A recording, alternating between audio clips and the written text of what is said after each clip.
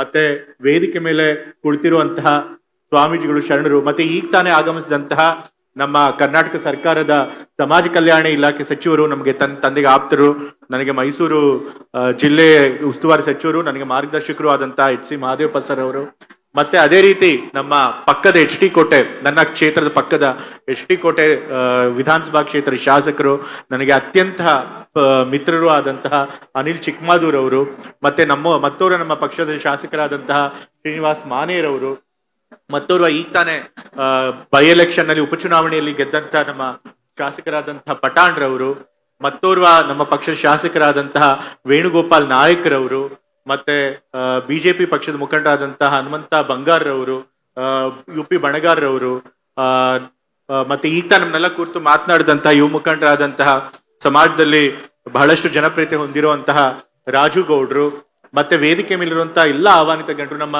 ನಂಜನಗೂಡಿನ ಮಾಜಿ ಶಾಸಕರಾದಂತಹ ಕಳೆದ ಕೇಶವಮೂರ್ತಿ ಅವರು, ನಮ್ಮ ವರ್ಣಾ ಕ್ಷೇತ್ರದವರೇ ಆದಂತಹ ವಾಲ್ಮೀಕಿ ನಿಗಮದ ಮಾಜಿ ಅಧ್ಯಕ್ಷರಾದಂತಹ SC ಬಸವರಾಜ್ರವರು, ಮತ್ತೆ ವೇದಿಕೆ ಮೇಲಿರುವಂತಹ ಎಲ್ಲ ಸಾಧು ಸಂತರು, ಮತ್ತೆ ಆಹ್ವಾನಿತ ಗಣ್ಯರು, ಮತ್ತೆ ಎಲ್ಲದಕ್ಕಿಂತ ಹೆಚ್ಚಾಗಿ ಒಂದು ಕಾರ್ಯಕ್ರಮವನ್ನು ಯಶಸ್ವಿಗೊಳಿಸೋದಕ್ಕೆ ಕರ್ನಾಟಕದ ಮೂಲೆ ಮೂಲೆಯಿಂದ ಬಂದಿರುವಂತಹ ನಮ್ಮ ವಾಲ್ಮೀಕಿ ಸಮುದಾಯದ ಬಂಧುಗಳು, ಮತ್ತೆ ಬೇರೆ ಬೇರೆ ಸಮಾಜದ ಅಣ್ಣ ತಮ್ಮಂದರು, ಸಹೋದರಿಯರು ಎಲ್ಲರಿಗೂ ಕೂಡ ಹೃತ್ಪೂರ್ವಕವಾದ ನಮಸ್ಕಾರಗಳನ್ನ ಮೊದಲಿಗೆ ನಾನು ತಿಳಿಸೋದಕ್ಕೆ ಇಷ್ಟಪಡ್ತೇನೆ. ಇವತ್ತು ವೇದಿಕೆ ಮೇಲೆ ಅತ್ಯಂತ ಗಣ್ಯರಿದ್ದಾರೆ. ಈಗ ತಾನೇ ವೇದಿಕೆ ಮೇಲೆ ಬಸವರಾಜ್, ಮಾಜಿ ಮುಖ್ಯಮಂತ್ರಿಗಳಂತ ಬಸವರಾಜ ಬೊಮ್ಮಾಯಿ ಅವರು, ಹಾಲಿ ಸಂಸದರು ಕೂಡ ಆಗಮಿಸಿದ್ದಾರೆ. ಅವ್ರಿಗೂ ಕೂಡ ನಾನು ನಮಸ್ಕಾರಗಳನ್ನು ತಿಳಿಸೋದಕ್ಕೆ ಇಷ್ಟಪಡ್ತೇನೆ. ಈಗಾಗಲೇ ವೇದಿಕೆ ಮೇಲೆ ಬಹಳಷ್ಟು ಗಣ್ಯರಿದ್ದಾರೆ, ಅವರೆಲ್ಲರೂ ಕೂಡ ಮಾತನಾಡೋರಿದ್ದಾರೆ, ಹಾಗಾಗಿ ನಾನು ಹೆಚ್ಚು ಮಾತನಾಡೋದಕ್ಕೆ ಹೋಗೋದಿಲ್ಲ. ಆದ್ರೆ ನಮ್ಮ ವಾಲ್ಮೀಕಿ ಸಮುದಾಯದಲ್ಲಿ, ನಮ್ಮ ಕರ್ನಾಟಕದ ಇತಿಹಾಸದಲ್ಲಿ ಅವರಿಗೆ ಒಂದು ವಿಶಿಷ್ಟವಾದ ಸ್ಥಾನ ಇದೆ. ಕರ್ನಾಟಕದ ಇತಿಹಾಸ ಇರ್ಬೋದು, ಭಾರತದ ಇತಿಹಾಸ ಇರ್ಬೋದು, ಪುರಾಣ ಕಾಲದಿಂದಲೂ ಕೂಡ ಅವ್ರದ್ದು ಅತ್ಯಂತ ವೈಭವೋಪೇತವಾದಂತ, ಅತ್ಯಂತ ಪ್ರಮುಖವಾದಂತ ಇತಿಹಾಸ ನಮ್ಮ ವಾಲ್ಮೀಕಿ ಸಮುದಾಯದವರು. ಪ್ರಪಂಚದ ಮೊದಲನೇ ಮಹಾಕಾವ್ಯನ ರಚಿಸಿದಂತ ಕವಿ ಅಂತಂತಂದ್ರೆ ವಾಲ್ಮೀಕಿ ಕವಿ. ಅಂತಹ ಸಮುದಾಯಕ್ಕೆ ಸೇರಿದವರು ನಮ್ಮ ನಾಯಕ ಜನಾಂಗದವರು.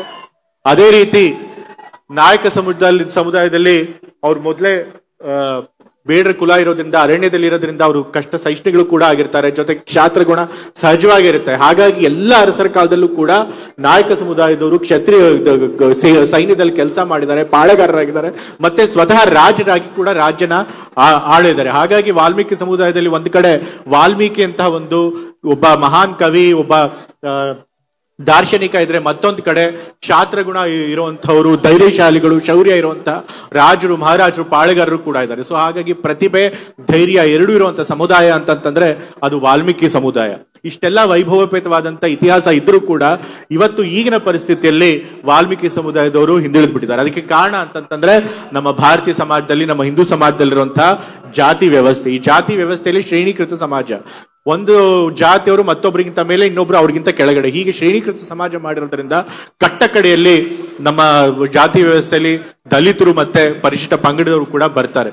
ಸೊ ಹಾಗಾಗಿ ಒಂದು ಕಾಲದಲ್ಲಿ ವೈಭವವಾಗಿ ಇದ್ರೂ ಕೂಡ ಈಗಿನ ಪರಿಸ್ಥಿತಿಯಲ್ಲಿ ವಾಲ್ಮೀಕಿ ಸಮುದಾಯದವರು ಸಾಮಾಜಿಕವಾಗಿ, ಆರ್ಥಿಕವಾಗಿ, ಶೈಕ್ಷಣಿಕವಾಗಿ, ರಾಜಕೀಯವಾಗಿ ಹಿಂದುಳಿದಿದ್ದಾರೆ.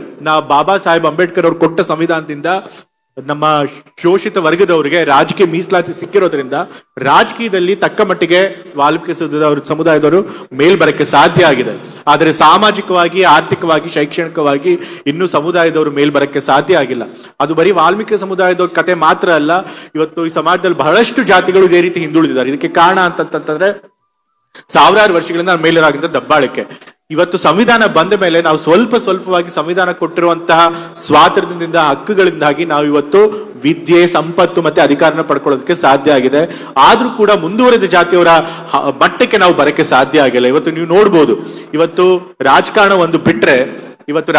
ಬಿಟ್ರೆ ಇವತ್ತು ನೀವು ನ್ಯಾಯಾಂಗದಲ್ಲಿ ನೋಡ್ಬೋದು, ಕಾರ್ಯಾಂಗದಲ್ಲಿ ನೋಡ್ಬೋದು, ಅಥವಾ ಮಾಧ್ಯಮಗಳಲ್ಲಿ ನೋಡ್ಬೋದು, ಅಥವಾ ದೇಶದಲ್ಲಿರೋ 10 ಶ್ರೀಮಂತ ಉದ್ಯಮಿಗಳ ಪಟ್ಟಿಲ್ ನೋಡ್ಬೋದು. ಇವತ್ತು ನೀವು ಕಾಣಸಿಗೋದು ಯಾವುದು ಅಂತಂದ್ರೆ ಯಾರು 1-2 ಜಾತಿಗಳವ್ರು ಮಾತ್ರ ಆ ಪಟ್ಟಿಯಲ್ಲಿ ಇರ್ತಾರೆ, ಮುಂದುವರೆದವ್ರು ಇರ್ತಾರೆ.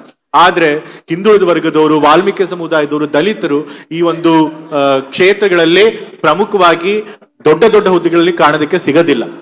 ನಾವು ಕೂಡ ಸಮಾಜ ನಿಯಂತ್ರಣ ಮಾಡುವಂತ ಇಂಥ ಕ್ಷೇತ್ರಗಳಲ್ಲಿ ನ್ಯಾಯಾಂಗ, ಕಾರ್ಯಾಂಗ, ಮಾಧ್ಯಮ, ಉದ್ಯಮ ಇವೆಲ್ಲದರಲ್ಲೂ ಕೂಡ ಶೋಷಿತ ವರ್ಗದವರು ಕೂಡ ಯಾವಾಗ ಸಾಧನೆ ಮಾಡಕ್ಕೆ ಸಾಧ್ಯ ಆಗುತ್ತೆ, ನಾವು ಯಾವಾಗ ಈ ಕ್ಷೇತ್ರಗಳಲ್ಲಿ ದೊಡ್ಡ ದೊಡ್ಡ ಹುದ್ದೆಗಳಲ್ಲಿ ದೊಡ್ಡ ದೊಡ್ಡ ಸ್ಥಾನಗಳಲ್ಲಿ ಅಲಂಕರಿಸಕ್ಕೆ ಸಾಧ್ಯ ಆಗುತ್ತೆ, ಆವಾಗ ನಿಜವಾದಂತಹ ಸಮಾನತೆ ಸಮಾಜದಲ್ಲಿ ಬರೋದಕ್ಕೆ ಸಾಧ್ಯ ಆಗುತ್ತೆ.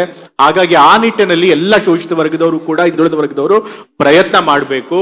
ಅದಕ್ಕೆ ಮೊದಲನೇ ಹೆಜ್ಜೆ ಅಂತಂತಂದ್ರೆ ಬಾಬಾ ಸಾಹೇಬ್ ಅಂಬೇಡ್ಕರ್ ಅವರು ಹೇಳಿರೋ ಹಾಗೆ ಶಿಕ್ಷಣ. ನಾವು ಮೊದಲು ಶಿಕ್ಷಣ ಪಡೆದ್ರೆ ಸುಶಿಕ್ಷಿತರಾದ್ರೆ ಉನ್ನತ ವ್ಯಾಸಂಗ ಪಡೆದ್ರೆ ನಾವು ಇಂತೆಲ್ಲಾ ಕ್ಷೇತ್ರಗಳಲ್ಲಿ ದೊಡ್ಡ ಸ್ಥಾನಗಳಲ್ಲಿ ಇರೋದಕ್ಕೆ ಸಾಧ್ಯ ಆಗುತ್ತೆ.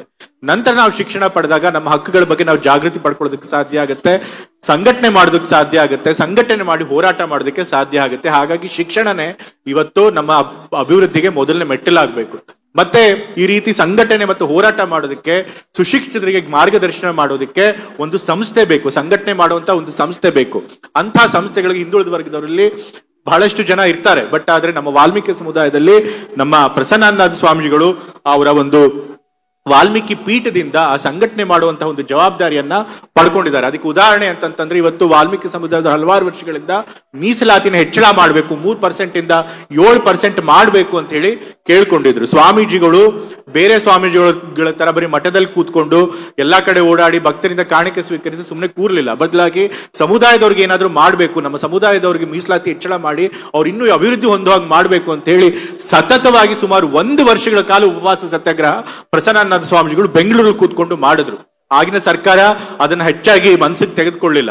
ಆದ್ರೆ ಅವ್ರು 1 ವರ್ಷ ಕೂತ್ಕೊಂಡು ಉಪವಾಸ ಮಾಡಿ ಚುನಾವಣೆ ಹತ್ರ ಬಂದಾಗ ಮೀಸಲಾತಿಯನ್ನ ವಾಲ್ಮೀಕಿ ಸಮುದಾಯದವರಿಗೆ 3% ಇಂದ 7% ಅನ್ನೋದನ್ನ ಹೆಚ್ಚು ಮಾಡಿದ್ರು. ಅದು ಸಾಧ್ಯ ಆಗಿದ್ದು ಸ್ವಾಮೀಜಿಯವರ ಒಂದು ಸಾತ್ವಿಕ ಹಠದಿಂದಾಗಿ, ಅವರ ಒಂದು ಪರಿಶ್ರಮದಿಂದಾಗಿ. ಹಾಗಾಗಿ ವಾಲ್ಮೀಕಿ ಸಮುದಾಯದವರು ಮತ್ತೆ ವಾಲ್ಮೀಕಿ ಸಮುದಾಯ ಪರ ನಿಂತ ಎಲ್ಲ ಹಿಂದುಳಿದ ವರ್ಗದವರು ಕೂಡ ಸ್ವಾಮೀಜಿಗೆ ಬಹಳ ಋಣಿಯಾಗಿರ್ಬೇಕು ಅಂತ ಈ ಸಂದರ್ಭದಲ್ಲಿ ನಾನು ಹೇಳೋದಕ್ಕೆ ಇಷ್ಟಪಡ್ತೇನೆ. ಸ್ವಾಮೀಜಿ ಅವ್ರು ಮಾಡಿದಂತ ಹೋರಾಟ ಬೇರೆ ಹಿಂದುಳಿದ ವರ್ಗದ ಸ್ವಾಮೀಜಿಗಳಿಗೂ ಮುಖಂಡರು ಕೂಡ ಒಂದು ಆದರ್ಶ ಆಗ್ಬೇಕು. ಅವರು ಕೂಡ ತಮ್ಮ ಸಮುದಾಯಗಳಿಗೆ ಸಮುದಾಯಗಳ ಅಭಿವೃದ್ಧಿ ವಿಷಯ ಬಂದಾಗ, ಅವರ ಒಂದು ಹೋರಾಟ ಬಂದಾಗ ಪ್ರಸನ್ನಾನಂದ ಸ್ವಾಮಿಗಳ ತರ ಅವರು ಕೂಡ ಹೋರಾಟ ಮಾಡಿ ನಮ್ಮ ಹಕ್ಕುಗಳನ್ನ ಪಡ್ಕೊಳ್ಳುವಂತ ಕೆಲಸ ಮಾಡಬೇಕು.